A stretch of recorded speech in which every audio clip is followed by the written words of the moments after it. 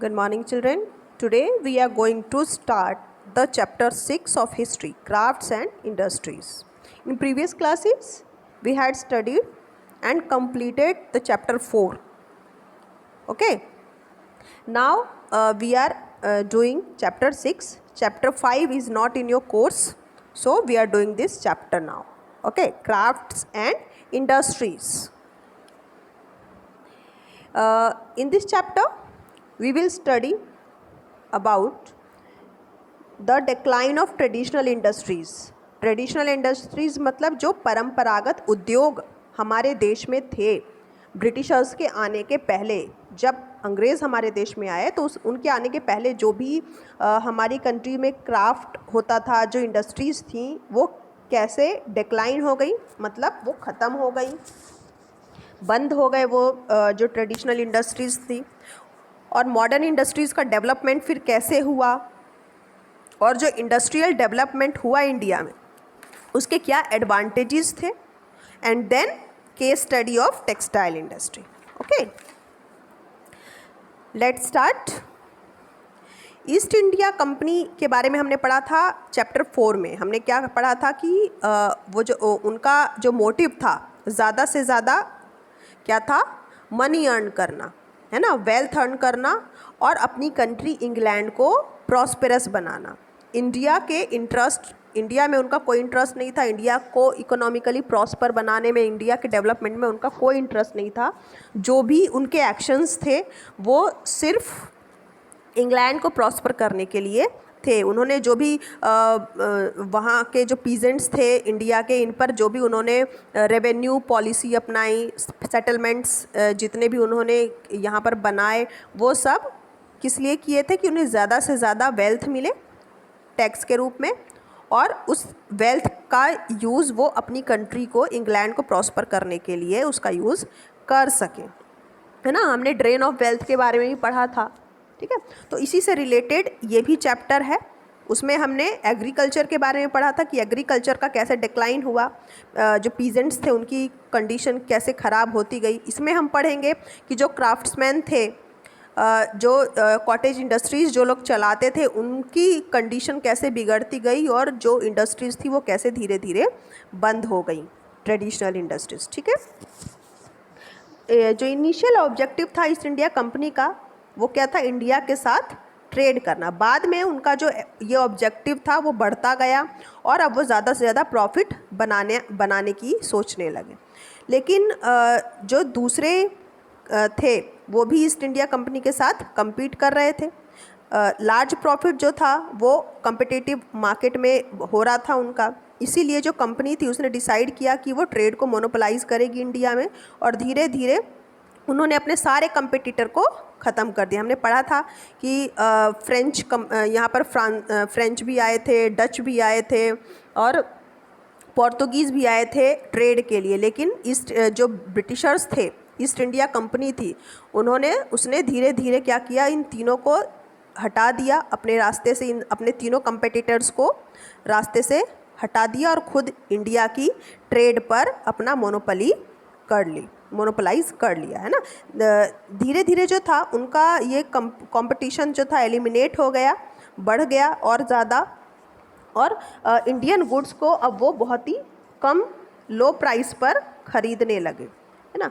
Monopoly जो था उनका, इसके कारण इंडियन क्राफ्ट्समैन का डिक्लाइन हुआ। इंडियन जो भारतीय कलाकार थे, क्राफ्ट्समैन थे, है ना, उनका वो डिक्लाइन, उनकी कंडीशन ख़राब होती गई क्योंकि उनसे उनका काम छीन गया। 1833 एडी में जो चार्टर एक्ट बना, इससे ईस्ट इंडिया कंपनी की मोनोपोली यहाँ पर क्या हुआ, ख़त्म हो गई। अब जो गवर्नमेंट थी वो ब्रिटिश इंडस्ट्रियलिस्ट को सपोर्ट कर रही थी और यहाँ पर उन्होंने इंडियंस के इम्पोज पर रिस्ट्रिक्शन भी लगा दी थी, है ना। लेकिन अभी तक जो एक्सप्लॉयटेशन की पॉलिसी थी वो कंटिन्यू रही, उसमें कोई बदलाव नहीं आया। इसका रिज़ल्ट ये हुआ कि जो इंडियन हैंडीक्राफ्ट्स थे और स्मॉल इंडस्ट्रीज़ थी वो क्रिपल होने लगी, ख़त्म होने लगी। ब्रिटिश गवर्नमेंट जो थे उन्होंने इंडियन को काफ़ी डिस्करेज किया और जो है उनके सारे जो एफ़र्ट्स थे इंडस्ट्रीज़ इस्टेब्लिश करने का, उसको सारे एफ़र्ट्स को उन्होंने ख़त्म कर दिया, रोक दिया।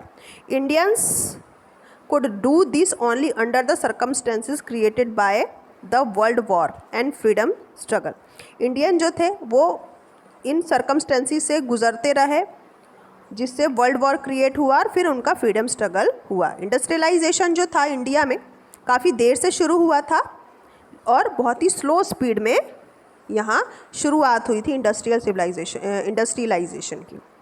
ओके, अब हम पढ़ेंगे डिक्लाइन ऑफ ट्रेडिशनल इंडस्ट्रीज़। हमारे देश में जो परंपरागत उद्योग थे उनका कैसे डिक्लाइन हुआ। ट्रेडिशनल इंडस्ट्रीज़ जो डिक्लाइन हुई इंडिया में वो ब्रिटिश ऑफिशियल्स के लिए बहुत ही इनएविटेबल कंसीडर हुआ और मॉडर्नाइजेशन का एक ये मॉडर्नाइजेशन की प्रोसेस का एक पार्ट था ये जो वेस्ट में हो चुका था। इंग्लैंड में हैंडीक्राफ्ट के डिक्लाइन के कारण काफ़ी लोग सफ़र कर रहे थे और जल्द ही ये एक बहुत बड़ी एम्प्लॉयमेंट अपॉर्चुनिटी यहाँ पर बन गई उनके लिए और इनकम जनरेट होने लगा जिससे फैक्ट्री इंडस्ट्रीज़ बनने लगी। कॉलोनियल इंडिया में जब ब्रिटिश भारत में आए, जब उनका कंट्रोल हो गया इंडिया पर, तो जो आर्टिशंस थे यहाँ पर उन्हें were made to bear the burden of development in a country 6,000 miles away, since the growth of Indian factories was non-existent before the 1850s and 1860s and painfully slow even afterward, है ना। हमारे देश में जो artisans थे colonial India में, जब British हमारे देश में आए तो उसके बाद जो हमारे देश के आर्टिशंस थे उन्हें उनका डेवलपमेंट बहुत दूर हो गया, है ना। वो अब डेवलप कर नहीं पा रहे थे क्योंकि यहाँ पर फैक्ट्रीज़ डेवलप हो चुकी थी। ब्रिटिशर्स जब यहाँ आए तो उन्होंने अपनी फैक्ट्रीज़ लगानी शुरू कर दी और उनकी जो इंडियन फैक्ट्रीज़ थी उनका कहीं भी अब अता पता नहीं रहा। उनकी जो फैक्ट्रीज़ थी उनको बंद करवा दिया उन्होंने और ये एक बहुत ही पेनफुल कंडीशन थी इंडियन इंडस्ट्रियलिस्ट के लिए। जो एक चॉइस बची थी क्राफ्ट्समैन के लिए वो क्या था कि क्राफ्टमैन को छोड़ देना, आर्टिशन को छोड़ देना और एग्रीकल्चर की तरफ जाना। तो जितने भी कारीगर थे, क्राफ्ट्समैन थे, उन्होंने अपना काम छोड़ दिया। अब उनके पास एक एग्रीकल्चर ही चॉइस बच गया, है ना। तो धीरे धीरे जो रूरल क्राफ्ट था वो जो था वो ब्रोक होने लगा, टूटने लगा और एग्रीकल्चर और डोमेस्टिक इंडस्ट्री के बीच में जो यूनियन हुआ उसे जो गांव के लोग थे उनका भी डिस्ट्रक्शन होने लगा। जो सेल्फ सफिशिएंट विलेज की इकोनॉमी थी वो पूरी तरीके से अब ख़त्म होने लगी। एक तरफ तो जो सैकड़ों की संख्या में पीजेंट्स थे जिन्हें अपनी इनकम का एक काफ़ी सारा पार्ट स्पिनिंग और वीविंग से मिला करता था, वो उनसे छूट गया और साथ ही कल्टीवेशन भी वो अपनी मर्ज़ी से नहीं कर सकते थे। दूसरी तरफ जो सैकड़ों की संख्या में रूरल आर्टिशन थे, जो शहरों में जो ग्रामीण जो गांव में आर्टिशंस कलाकार जो रहते थे उनका भी ट्रेडिशनल सोर्स जो था लिवलीहुड का उनसे छूट गया और अब वो भी एग्रीकल्चरल लेबरर बन के रह गए। इससे एग्रीकल्चर पर प्रेशर बढ़ता गया क्योंकि जो आर्टिशंस थे, क्राफ्टमैन थे, उन्होंने भी क्या किया कि अपना क्राफ्टिंग और आर्टिशन का काम छोड़ करके एग्रीकल्चर में चले गए। क्यों चले गए? क्योंकि उनका जो क्राफ्ट था, उनकी जो इंडस्ट्रीज़ थी वो ब्रिटिशर्स के आने के कारण बंद हो गई, इसीलिए उन्हें एग्रीकल्चर की तरफ जाना पड़ा। अब एग्रीकल्चर पर सबसे ज़्यादा दबाव पड़ने लगा। जहाँ 10 लोगों की ज़रूरत थी वहाँ 20-25 लोग आ गए काम करने के लिए, तो इससे एग्रीकल्चर लेबरर्स की संख्या बढ़ गई, है ना। एग्रीकल्चर पर प्रेशर पड़ने के कारण इंडिया में बहुत पावर्टी एक्सट्रीम लेवल पर बढ़ने लगी, गरीबी बहुत ज़्यादा बढ़ने लगी, है ना। तो इंडस्ट्रियलाइजेशन की जो प्रोसेस थी ब्रिटेन की, उससे इंडिया का डी इंडस्ट्रियलाइजेशन हो गया। इंडिया में जो ट्रेडिशनल इंडस्ट्रीज़ थी वो पूरी तरह ख़त्म हो चुकी थी। हालांकि जो पीजेंट क्राफ्ट्स थे, किसान जो कारीगर थे, है ना, जो सब्सिडरी ऑक्यूपेशन करते थे, किसान जो कि क्राफ्ट का काम भी करते थे, जब उनका खाली समय होता था, एग्रीकल्चरल सीज़न नहीं होता था, तो उस समय वो क्या करते थे, अपना क्राफ्ट का काम भी किया करते थे और लोकली अवेलेबल जो चीप रॉ मटेरियल होता था उससे वो बास्केट बनाते थे और भी कुछ छोटी मोटी क्राफ्ट की चीज़ें बनाया करते थे। तो उससे जो है अब ये सब काम किससे होने लगा, फॉरेन मशीनों से होने लगा।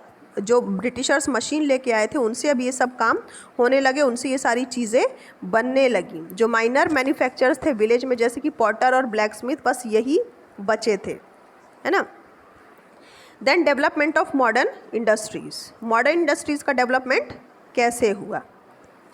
ट्रेडिशनल इंडस्ट्रीज़ जब डिक्लाइन हो गई इंडिया में, तो ये काफ़ी ब्रिटिश ऑफिशियल्स के लिए का जो मॉडर्नाइजेशन का प्रोसेस था उसके लिए काफ़ी इनएविटेबल साबित हुआ, जो कि वेस्ट में पहले ही इंडस्ट्रियलाइजेशन हो चुका था।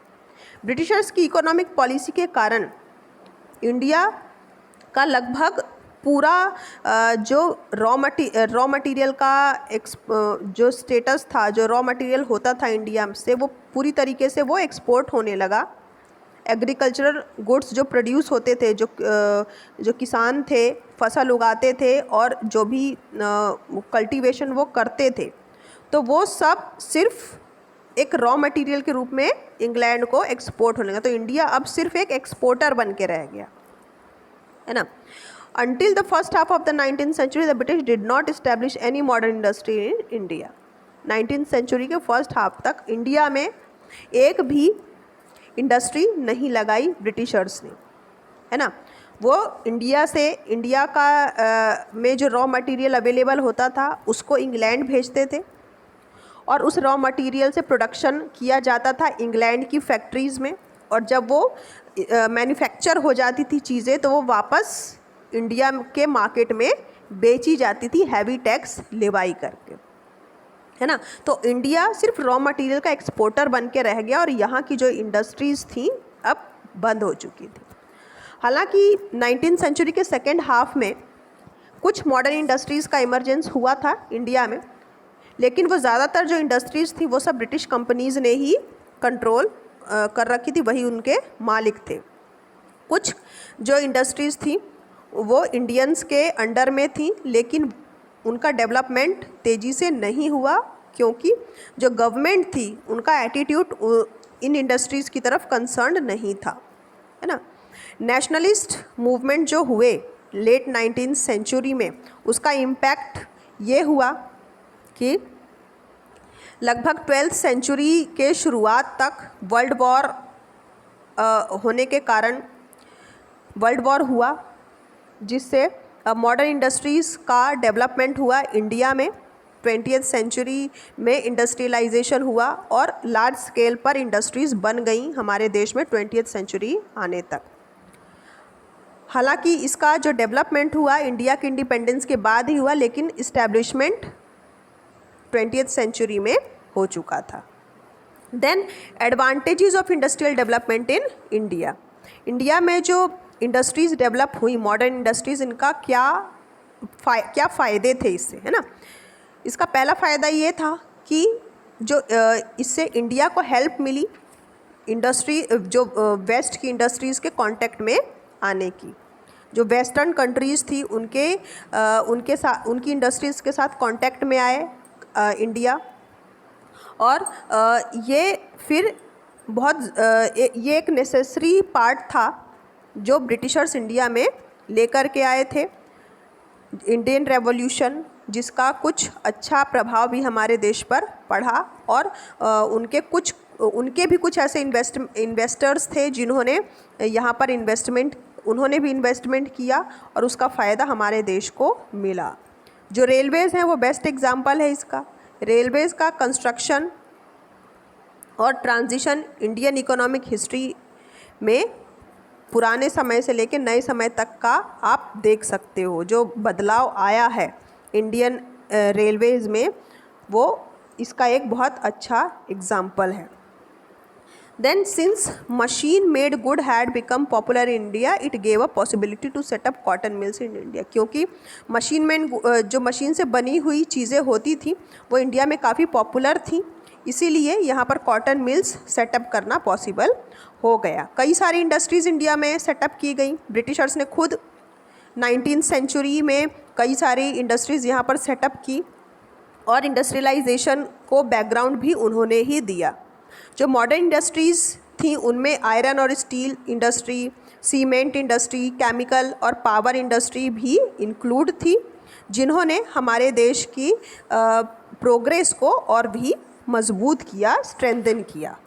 ठीक है, तो ये था मॉडर्न इंडस्ट्रीज़ के का जो डेवलपमेंट हुआ उससे क्या हमारे देश को फ़ायदा हुआ।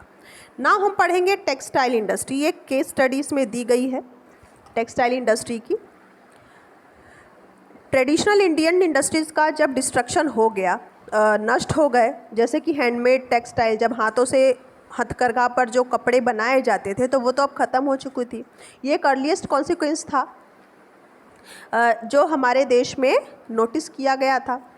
कॉलोनियलिज़म का जब अर्ली स्टेज था, जब शुरू में अंग्रेज़ हमारे देश में आए थे, तो ईस्ट इंडिया कंपनी के लिए प्रॉफिट का सोर्स होते थे ये जो छोटी छोटी इंडस्ट्रीज़ थी, ये जो कॉटन का जो हैंडमेड टेक्सटाइल्स थे, ये उनके लिए एक प्रॉफिट का सोर्स थे।